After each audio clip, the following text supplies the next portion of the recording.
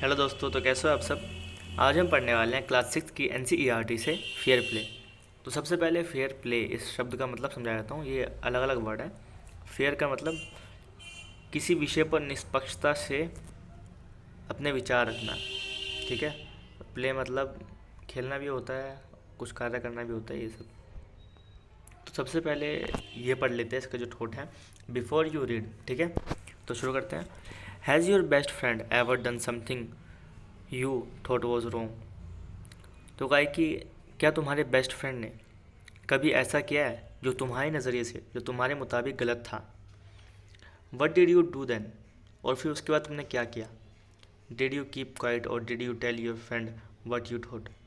क्या तुम उस टाइम चुप रहे या फिर तुमने अपने दोस्त को वो चीज़ बताई जो तुम्हारे मन में चल रही थी। Read this story about two friends who had to decide what was more important, friendship and enmity और a sense of what is right and what is wrong. तो कहा कि इस स्टोरी को पढ़िए जो कि दो दोस्तों के बीच में है, जो कि ये बताती है कि क्या इम्पोर्टेंट है। फ्रेंडशिप ज़रूरी है या एनमिटी, मतलब दोस्ती ज़रूरी है या फिर दुश्मनी, या फिर अ sense of what is right and what is wrong, या फिर एक सेंस कि क्या सही है और क्या गलत है। ये चीज़ होनी चाहिए, ये इम्पोर्टेंट है, ठीक है। तो शुरू करते हैं इस स्टोरी को। Fair play part 1। Jumman Sheikh and Algu Chaudhary were good friends. So strong was their bond of friendship that when either of them went away from the village, the other looked after his family. Both were greatly respected in the village. तो उसमें कहा है जुम्मन शेख और अलगू चौधरी, ये दो दोस्त हैं जो कि काफ़ी करीबी है, और इनका जो बॉन्ड है, रिलेशनशिप है दोस्ती का, वो बहुत ज़्यादा स्ट्रॉन्ग है। मतलब ये बहुत ज़्यादा करीब एक दूसरे के। That when either of them went away from the village the other looked after his family. और ये इतने करीब है कि जब भी इनमें से कोई अपने घर को छोड़ के बाहर जाता है, अपने गांव से बाहर जाता है, तो वो दोनों एक दूसरे की मदद करते हैं। जैसे कि अगर अलगू चौधरी बाहर गए तो जुम्मन शेख अलगू चौधरी की फैमिली की देखभाल करेंगे, और अगर जुम्मन शेख बाहर गए तो अलगू चौधरी जुम्मन शेख की फैमिली की देखभाल करते हैं। Both were greatly respect in the village, और इन दोनों को ही जो गांव वाले थे वो बहुत ज़्यादा रिस्पेक्ट करते थे, बहुत ज़्यादा इज्जत देते थे। सेकंड पे आते हैं। Jumman had an old aunt who had sum property. This she transferred him on the understanding that she would stay with him and he would look after her. तो जुम्मन जो है उसके पास एक ओल्ड आंट, मतलब कि उसकी एक कोई चाची थी, बूढ़ी सी, जिसके पास सब कुछ प्रॉपर्टी थी, ठीक है, कुछ संपत्ति थी। This she transfer to him on the understanding that she would stay with him and he would look after her. तो उसने क्या किया, जुम्मन को वो जो उसकी आंट थी उन्होंने अपनी प्रॉपर्टी दे दी, ये समझ कर, ये सोचकर कि वो जो जुम्मन है उनके साथ रहेगी, जो ओल्ड आंट है वो जुम्मन के साथ रहेगी और जुम्मन उनकी देखभाल करेगा, ठीक है, जब तक वो रहेंगी। The arrangement worked well for a couple of years. और ऐसा कुछ 2 सालों तक चलता रहा, मतलब शांति से वो 2 साल तक चलते रहे। देन द सिचुएशन चेंज, लेकिन उसके बाद अचानक से सिचुएशन जो थी, वो जो स्थिति थी वो चेंज हो गई। Jumman and his family were tired of the old relative. और जुम्मन और जो उसकी फैमिली थी, जो उसका परिवार था, वो उस बूढ़ी सी जो रिलेटिव थी, बूढ़ी आंट से परेशान हो गए थे। Jumman became as indifferent to her as his wife. और जुम्मन जो था वो अपनी वाइफ की तरह ओल्ड लेडी से परेशान हो गया था, ठीक है। तो यहाँ पर जो इनडिफरेंट है उसकी मीनिंग भी लिखी है, became indifferent, lost interest in और डिड नॉट केयर फॉर। मतलब कि किसी के बारे में केयर ना करना और अपना इंटरेस्ट लूज़ कर देना, मतलब कोई वो है या नहीं है उससे फ़र्क नहीं पड़ता ज़्यादा। तो उसकी वाइफ भी पहले ऐसे सोचती थी, उसका जुम्मन भी ऐसे हो गया। Who grasped even the little food that the old lady wanted every day.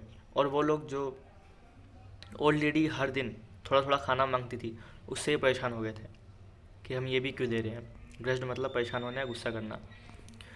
She swallowed these insults along with her food for a few months. और ओल्ड लेडी ये सब कुछ देख रही थी, और उसने स्वेलोड मतलब कि ये सब जो चीज़ें थी उनको सहन किया। वैसे स्वेलोड करना, स्वेलोड मतलब निगलना होता है, लेकिन यहाँ पर सहन करना है। तो जैसे जैसे वो खाना निकलती थी, वैसी जो यहाँ की परेशानियाँ थी, उनका जो बिहेवियर था, इंसल्ट थी, वो सब सहन कर रही थी कुछ महीनों तक, few months. But patience has its limit, लेकिन पेशेंस उसकी भी एक लिमिट होती है।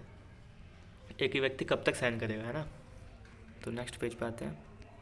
Third, one day she spoke to Juman, my son, it is now obvious that I am not wanted in your house.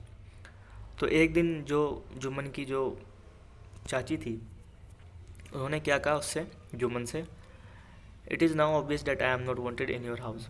कहा कि अब जाहिर है कि मैं तुम्हारे घर में पसंद नहीं करती, मतलब तुम लोग मुझे पसंद नहीं करते और तुम अपने घर में मुझे नहीं चाहते।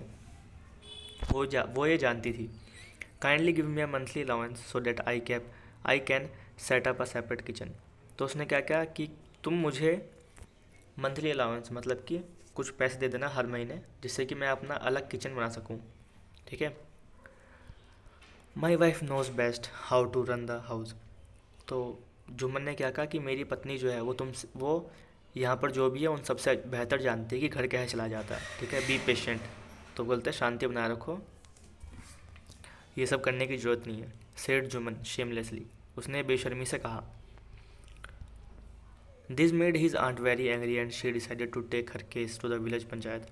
और जुम्मन की इस बात ने जो आंट थी उनको बहुत गुस्सा दिला दी, मतलब अब आंट जो थी वो बहुत गुस्सा होगी। और उन्होंने क्या किया, उन्होंने एक डिसीजन लिया कि ये जो केस है, उनका जो मामला है, वो विलेज पंचायत तक लेके जाएंगी, जो ग्राम पंचायत होती है वहाँ। For many days the old lady was seen talking to the villagers, explaining her case and seeking their support. और फिर कुछ दिनों तक जो ओल्ड लेडी थी वो अपना जो केस थी, अपना जो मामला था, वो अपने विलेजर्स को बताने लगी और विलेजर्स से बोलने लगी कि मेरी मदद कीजिए, उनसे हेल्प मांगने लगी। सीकिंग मतलब मांगना कुछ, तो हेल्प मांगने लगी, सपोर्ट मांगने लगी। Some sympathized with her, others laughed at her, and a few others advised her to make it up with her nephew and his wife. तो जब उन्होंने सपोर्ट मांगा गांव के लोगों से, तो कुछ लोगों ने तो सिंपैथी जताई, मतलब कि हाँ ठीक है, सिंपैथी जो उसके साथ में हो जाते हैं वैसे। अदर्स लाफ्ड एट हर, और कुछ लोग उसके ऊपर हंसने लगे उनकी बातों पे। और कुछ लोगों ने क्या कहा, एडवाइज्ड हर, कुछ लोगों ने उन्हें सलाह दी कि make it up with her Neiphiu and his wife, मतलब कि अपने जो नेफ्यू है, अपने जो भतीजा है और अपनी उसकी जो वाइफ है, उनके साथ सुलह कर लो, ये सब करने की जरूरत नहीं है, घर की बात है, ये सब उन्होंने कहा ओल्ड लेडी से। At last she came to Algu Chaudhary and spoke to him. तो उन्होंने आखिरी में क्या किया, जब उन सबसे बात करने के बाद, गांव वालों से बात करने के बाद, जो चाची थी वो कहाँ पहुँची, अलगू चौधरी के पास, और उससे कहा, उससे यही बात की, इसी बारे में विषय में बात की उससे। यू नो चाची, Jumman is my best friend, how can I go against him. तो अलगू ने क्या कहा, अलगू से, तो अलगू ने कहा कि चाची से कि चाची आप तो जानते हो कि जुम्मन जो है वो मेरा बेस्ट फ्रेंड है, मेरा बहुत अच्छा दोस्त है, और मैं उसके विरुद्ध कैसे जा सकता हूँ, मतलब मैं उसका विरोध कैसे कर सकता हूँ, अगेंस्ट कैसे जा सकता हूँ, ऐसा अलगू ने कहा। But is it right my son to keep mum and not say what you consider just and fair. तो जो चाची थी उसने क्या कहा अलगू से, लेकिन क्या बेटा मुझे बताओ, क्या ये सही रहेगा, टू कीप मम मतलब कि चुप रहना, कुछ ना बोलना, नोट से but you consider just and fair, मतलब कि क्या चुप रहना और कुछ ना कहना जस्टिस और फेयर है, मतलब न्याय और सच्चाई है।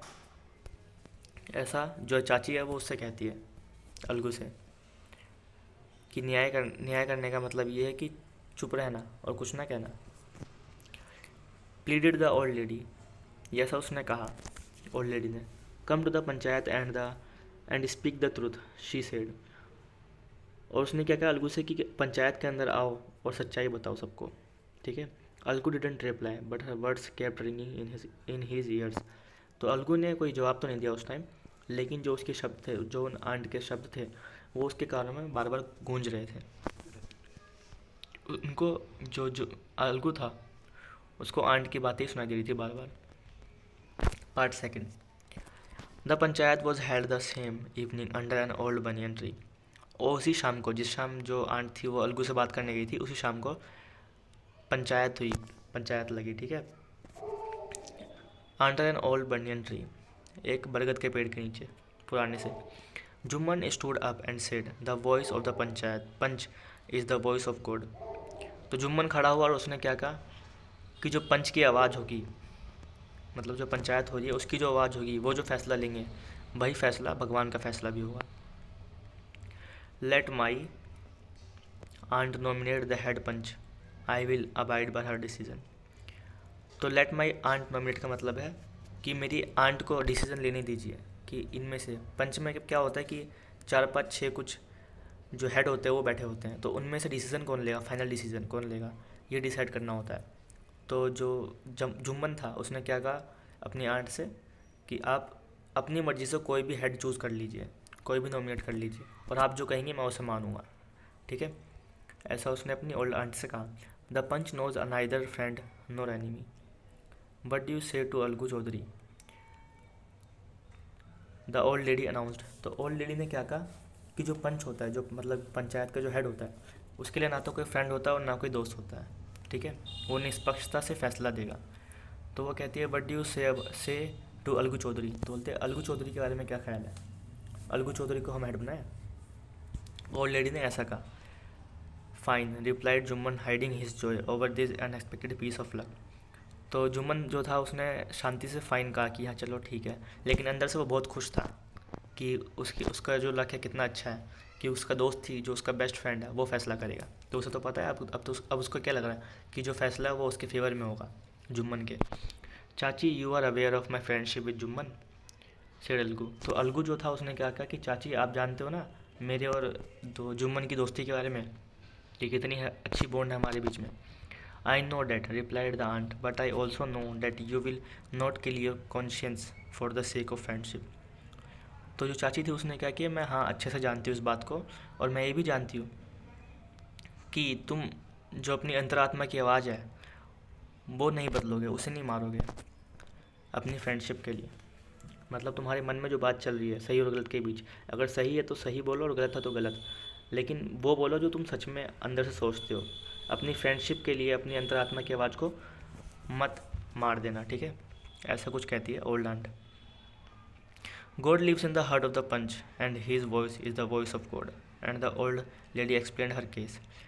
तो जो ओल्ड लेडी है वो फिर से ही बोलते हैं कि जो god lives in the heart of the panch, तो मतलब बोलते हैं कि जो पंच है, जो हेड है वहाँ का, उसके अंदर गॉड, उसके दिल के अंदर गॉड होता है, मतलब गॉड की जो आवाज़ होती है वही पंच के अंदर से निकलेगी। और उसके बाद क्या करती है ओल्ड लेडी, अपना जो केस है, अपना जो मामला है वो समझाती है, सबको एक्सप्लेन करती है। Jumman said Algu you and I R old friends. तो अलगू क्या बोलता है जुम्मन से, तुम और मैं बहुत अच्छे पुराने दोस्त हैं। Your aunt is as dear to me as you.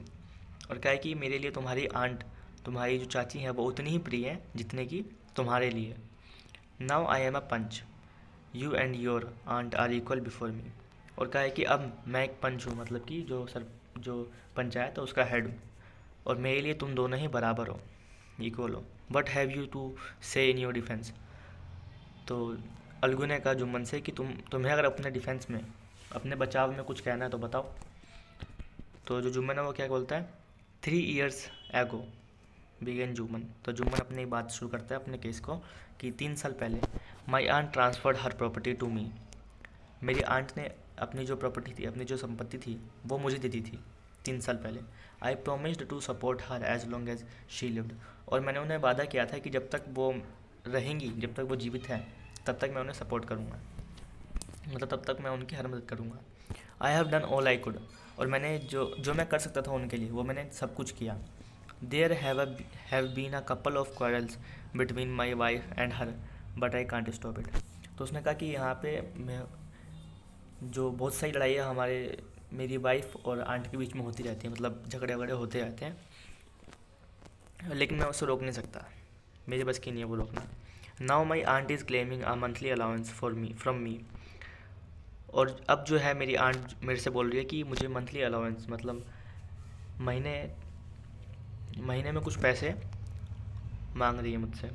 This is not possible, that's all I have to say. और ये मेरे लिए पॉसिबल नहीं है, मैं ऐसा नहीं कर सकता, बस मुझे यही कहना था। तो मतलब यहाँ पे वो केस समझाते हुए कहता है कि कुछ 3 साल पहले मेरी आंट ने मुझे प्रॉपर्टी दी, उसके बाद में मैंने कहा कि जब तक वो यहाँ रहेंगी तब तक मैं उनका सपोर्ट करूँगा, और या मेरी वाइफ और जो आंट है उनके बीच में लड़ाई भी होती होती रहती है, लेकिन मैं इसको रोक नहीं सकता, मैं इसको स्टॉप नहीं कर सकता। और जो मेरी आंट है वो मेरे से बोल रही है कि मुझे महीने के कुछ पैसे दे दिया करो जिससे मैं अपना किचन सेटअप कर सकूँ, लेकिन मेरे लिए पॉसिबल नहीं है, मैं नहीं कर सकता ये सब, ऐसा वो बताता है सबको। Jumman was cross examined by Algu and others. और उसके बाद जुम्मन जो है वो काफ़ी सारे क्वेश्चंस पूछे जाते हैं अलगू और अदर्स की तरह। ठीक है, अलगू और जो बाकी लोग होते हैं वो लोग उससे क्वेश्चन पूछते हैं बार बार। Then Algu announced we have gone into the matter carefully. तो अलगू उसके बाद क्या बोलता है कि हम इस मामले में अच्छे से घुस चुके हैं, मतलब इस मैटर को अच्छे से देख चुके हैं, और इन आवर ओपिनियन, और हमारी जो सोच है उसके मुताबिक Jumman must pay his aunt a monthly allowance.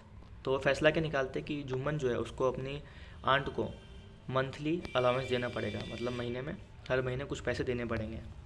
और as the property goes back to her, नहीं तो क्या होगा, उसकी जो प्रॉपर्टी है जो जुम्मन को मिली थी आंट के ज़रिए वो आंट पर वापस चली जाएगी। Now the two friends were seldom seen together. तो यहाँ सेल्डम का मतलब लिखा हुआ है रेयरली। तो क्या कि अब जो था उस फैसले के बाद जो दोनों दोस्त थे उनके बीच में दोस्ती थोड़ी कम हो गई। ठीक है, the bond of friendship between them was broken. और जो उनकी जो फ्रेंडशिप थी वो टूट गई, अब उनके बीच दोस्ती न रही। In fact Jumman was Algu's enemy and wanted his revenge.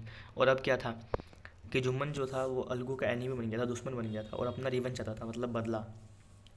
वो अलगू से बदला लेना चाहता था इस बात का। और पार्ट थर्ड इस पे आते हैं, ninth. Days passed and as ill luck would have it. तो क्या है कि डेज मतलब काफ़ी टाइम बीत गए, काफ़ी दिन बीत गए। उसके बाद as ill luck would have it, तो दुर्भाग्य से क्या हुआ, तो देखते कि अब क्या हुआ, दुर्भाग्य हुआ अलगू के साथ। Algu Chaudhary found himself in a tight spot. अब अलगू चौधरी जो था उसके बाद कुछ दुर्भाग्य भरा चीज़ हुई। क्या हुआ कि उसने अपने आप को एक मुसीबत में पाया। One of his fine pair of bullocks died and he sold the other to Samjhu Sahu. तो क्या क्या उसके जो बुलॉक्स थे, मतलब जो सांड थे, उसका जो पेयर था, दो थे उसमें से एक जो था वो मर गया, और उसने दूसरे को क्या किया, दूसरा वाला उसने समझू साहू को बेच दिया। A car driver of the village, जो कि क्या था, एक कार ड्राइवर, मतलब जो घोड़ा गाड़ी चलाते हैं ये सब, वो था Samjhu Sahu. The understanding was that Sahu would pay the price of the bullock in the month's time. ठीक है, तो उन दोनों के बीच समझौता हुआ क्या कि साहू जो है वो बुल्लोक के पैसे वापस, बुल्लोक के पैसे जो है वो अलगू को देगा एक महीने के अंदर अंदर। ठीक है, it's so happen that the bullock died within a month. लेकिन वहाँ क्या हुआ कि जो बुल्लोक था, जो दूसरा वाला सांड था, वो भी मर गया एक महीने के अंदर अंदर। ठीक है, several months after the bullock's death Algu reminded Sahu of the money he hadn't yet paid. तो अब क्या हुआ, काफ़ी टाइम बीत गया, काफ़ी महीने बीत गए, लेकिन जो बुल्लोक की डेथ के बाद जो अलगू था वो साहू को बार बार ध्यान दिलाता रहा कि भाई मेरे पैसे दे दे, पैसे दे दे, ऐसे करके। लेकिन जो साहू था वो बहुत अनॉयड हो गया, मतलब चिड़चिड़ा हो गया ये चीज़ सुन के। Sahu got very annoyed, I can't pay you a penny for the rest beast you sold me. तो साहू कहते हैं कि मैं तुम्हें एक पेनी भी, एक अठन्नी भी नहीं दे सकता उस रेस्ट बीस्ट, मतलब कि मनहूस जानवर के लिए जो तुमने मुझे बेचा था। He brought us nothing but ruin, उसने हमें कुछ दिया तो नहीं लेकिन लेके और चला गया, मतलब कि बर्बाद और कर दिया हमें। I have a bullock, use it for a month and then return it to me. तो वो क्या करता है, साहू साहू से बोलता है अलगू से कि मेरे पास एक बुल्लोक है, मेरे पास एक सांड है, तुम उसे एक महीने के लिए जाओ और फिर उसे मुझे वापस कर देना। मतलब वो पैसे नहीं देता और उससे बोलता है कि भाई ये ले मेरा बुल्लोक, मेरा सांड, एक महीने के लिए उसे यूज़ कर, उसके बाद वापस कर दे मेरे को। No money for the dead bullock he said angrily. और बोलता है कि मेरे पास उस मरे हुए बुल्लोक के लिए, सांड के लिए कोई पैसा नहीं है, ऐसा वो गुस्से से बोलता है। Algu decided to refer the case to the panchayat. और अलगू क्या सोचता है, अलगू अब क्या करता है कि वो इस केस को, इस अपने मामले को पंचायत तक लेके जाता है for a second time in a few months. और उसके बाद कुछ ही महीनों में जो preparations for holding the panchayat were made, उसके बाद कुछ ही महीनों में दूसरी बार जो पंचायत की प्रिपरेशन होती है वो सब शुरू हो जाती है। And both the parties started meeting people seeking their support. उसके बाद दोनों जो लोग होते हैं वो अपने अपने लोगों से मिलते हैं और उन्हें सपोर्ट के लिए बोलते हैं, मतलब मदद मांगते हैं, अपनी सपोर्ट मांगते हैं। 12th पे आते हैं, the panchayat was held under the old banyan tree. और जो पंचायत है वो फिर से कहाँ होती है, ओल्ड बनियन ट्री, बरगद के पेड़ के नीचे होती है पुराने से, जहाँ पहले हुई थी। Algu stood up and said, the voice of the panch is the voice of God, let Sahu nominate the head panch, I will abide by his decision. तो अब अलगू क्या बोलता है, खड़ा होता है और क्या कहता है कि जो पंच की आवाज़ होगी, मतलब जो पंचायत की आवाज़ होगी वो भगवान की आवाज़ होगी, और साहू को नॉमिनेट करने के लिए बोलता है कि कोई भी अपना पंच जो हेड है उसको चूज़ कर लो, और जो तुम चूज़ करोगे मैं भी उसी को मानूंगा। ठीक है। 13th पे आ गए, Sahu so his chance and propose the name of Jumman. तो साहू खुश हो गया, उसने क्या किया, अपने चांस का पूरा उपयोग करते हुए जुम्मन को चूज़ कर लिया, क्योंकि उसे पता था कि जुम्मन और जो अलगू है उन दोनों के बीच अब अच्छी बातचीत नहीं है, और दुश्मन है एक दूसरे के। अलगूज हर्ट सैंक एंड ही टर्न पेल। तो अलगू क्या था, अब उसका जो दिल था वो डूब गया था, मतलब कि, और जो वो पीला पड़ गया था, आपको वो डर गया। अलगू जो था वो डर गया कि अब भाई अब क्या होगा, अब तो वो अपना बदला निकालेगा, क्योंकि उसे तो पहले से पता था कि वो बदला लेगा अपना। But what could he do, लेकिन अब वो कर भी क्या सकता था अलगू, है ना। अब तो जो डिसीजन आएगा अब तो देखते हैं। 14th पे, the moment Jumman became head panch. और उस समय जब जुम्मन हेड पंच बन गया, मतलब पंचायत का हेड बन गया, ही रियलाइज्ड हिज रिस्पॉन्सिबिलिटी एज जज and the dignity of his office. तो उसने रियलाइज़ किया कि उसकी जो जज, मतलब जज करने की, जो फैसले लेने की जो रिस्पॉन्सिबिलिटी है और जो गरिमा है उसके कार्य की, वो कैसी है, मतलब अपनी जो इज़्ज़त है एक अच्छे न्यायाधीश होने की, वो उसे निभाएगा। Could he seated in that high place have his revenge now. और क्या अब वो इतनी हाई जगह पर, मतलब इतनी हाई पदवी पर बैठ कर अपना बदला लेगा। ही थॉट एंड थॉट, वो सोचता है, कौन सोचता है, ये सोचता है Algu. No he must not allow his personal feelings to come in the way of speaking the truth and doing justice. नहीं, वो अपनी जो पर्सनल फीलिंग्स है, जो अपने अंदर की फीलिंग्स है, उसको बाहर नहीं निकालेगा, और अपनी सच्चाई, जो जस्टिस है, जो न्याय है, उसके लिए सच बोलेगा। Both Algu and Sahu stated their cases. उसके बाद जो अलगू और साहू है वो बारी बारी अपने जो केस हैं उसको समझाते हैं, उसको एक्सप्लेन करते हैं। They were cross examined and the case was considered deeply. उसके बाद वो बारी बारी सबसे क्वेश्चन पूछे जाते हैं उनसे, अलगू और साहू से, जो वहाँ पे लोग होते हैं, और जो केस है, जो मामला है, उसको भीतर से, मतलब अंदर से देखते हैं कि क्या चल रहा है। Then Jumman stood up and announced. उसके बाद जुम्मन खड़ा होता है और बताता है सबको, इट इज़ अवर ओपिनियन, कि हमने ये सोचा है, हमने ये बात की है, that Sahu should pay Algu the price of the bullock, कि साहू जो है उसको, अलगू को उसके पैसे देने पड़ेंगे, जो सांड था उसके। When Sahu bought the bullock it suffered from no disability or disease. तो कहते हैं कि जब साहू ने उस बुल्लोक को, उस सांड को ख़रीदा था, तो उस सांड के अंदर कोई डिसेबिलिटी नहीं थी और कोई भी बीमारी नहीं थी। The death of the bullock was unfortunate. और जो डेथ हुई है उस बुल्लोक की, वो अनफॉर्चुनेट, मतलब कि अचानक से हो गया, उसमें किसी का कारण कुछ नहीं है। But Algu can not be blamed for it. इसलिए अलगू जो है वो उसके लिए ब्लेम नहीं किया जा सकता कि अलगू की गलती थी उसको मारने में। Algu could not contain his feelings, he stood up and said loudly over and over again, victory to the panchayat, this is justice, god lives in the voice of the panch. तो अलगू जो था वो बहुत खुश हो गया, और अपनी जो फीलिंग्स थी उसको अपने अंदर समा नहीं पाया, और खड़ा होकर बहुत तेज़ तेज़ बोलने लगा बार बार कि victory of the panchayat is justice, this is justice, कि पंचायत की जीत हुई और इसे ही न्याय कहते हैं। और जो भगवान है वो पंचायत की वॉइस में, आवाज़ में रहता है। Soon after Jumman came to Algu, embrace him and said, since the last panchayat I had become your enemy. तो उसके बाद जुम्मन जो है वो अलगू के पास आता है और उसको गले मिलता है और कहता है कि आखिरी पंचायत की मीटिंग के बाद मैं तुम्हारा दुश्मन बन गया था। Today I realized what it mean to be a panch. और मुझे आज महसूस हुआ, ऐसा एहसास हुआ कि एक हेड पंच होना क्या, कैसा फील करता है। A panch has no friend no enemy. एक पंच जो है, जो सरपंच होता है, उसके पास ना तो कोई दोस्त होता है ना कोई एनिमी होता है, उसको निष्पक्षता से फैसला लेना होता है। ही नोज़ ओनली जस्टिस, और उसे सिर्फ न्याय पता होता है। Let no one deviate from the path of justice and truth for friendship और एनिमिटी। तो किसी को भी जस्टिस के जो रास्ता है उससे भटकाने का कोई अधिकार नहीं है, ना तो किसी दोस्ती का और ना ही एनमिटी, ना दुश्मनी का। जो न्याय है न्याय चलता रहेगा। हम किसी से अपनी फ्रेंडशिप और दुश्मनी नहीं निभा सकते न्याय के चलते। Algu embraced his friend and wept. उसके बाद अलगू जो था वो अपने दोस्त से गले मिला और रोने लगा। And his tears washed away all the dirt of misunderstanding between them. और उसके जो आंसू थे उसके अंदर जो उन दोनों के बीच गिले शिकवे थे वो सारे मिट गए। तो ये थी कहानी, और ये कहानी लिखी किसने? प्रेमचंद ने।